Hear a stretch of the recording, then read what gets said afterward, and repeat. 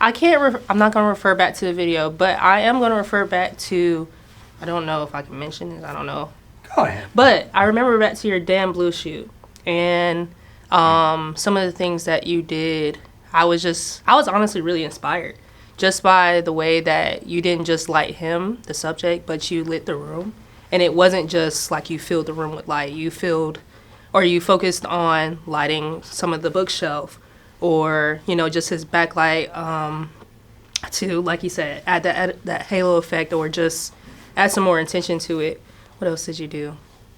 I just love the way you lit the books. The whole room was awesome. And I was like, okay, I don't want to call myself a beginner, but, still kind of new in the industry and figuring out things.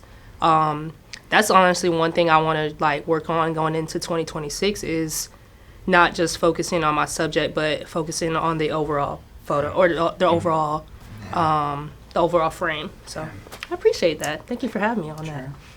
Yeah, I think maybe this is one of those things AI is just going to kill and we'll be gone. But if you're making a movie or something, you are lighting this whole environment, and that's awesome. But even if you're lighting an interview, to me it feels like the creative opportunities, the background. Yeah. It's this blank palette. You can do whatever you want with it. I mean, the person, that's one thing, and that's cool. And there's some things you can do with the person. You can be creative. But the background is it's like a whole world. You can make, with the lens selection, you can put as much of it or a little as you want it. You can make it as bright. There's so many options. And you can really do cool, creative things with the background, like you said.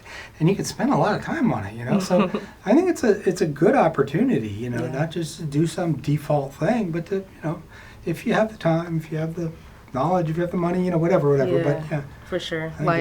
I even, some of what, I don't know about everyone else, but I save a lot of money for Black Friday to just see what I can buy. That's the best time to buy gear, in my opinion. But part of me was struggling, do I want to buy lenses or do I want to focus on lighting? Because I was like, oh, maybe I want to, test out some anamorphics because, those are beautiful and they, tell a different story in the same way. But, for the type of clientele that I have, I think it was important for me to invest in lighting. And that was that decision was post your shoot with Dan Blue. And I was like, I'm going to add another light to my kit. So, yeah. And I got to tell you, that Dan Blue thing, I'm glad you appreciated it, but that was one of the most limited things I've done in a long time. Because we were in a conference room. There was almost nothing to do. I mean, some of the other things we've done very similar to that, those very same kind of shoots, but we're just in an office with more interesting backgrounds, and we were able to do more things. Gotcha. I was walked in there and I was like, man, there's very little going on here, And so I'm glad that you thought it was cool that we could do the little bit we could do, and it looks good. Yeah, it worked out pretty well.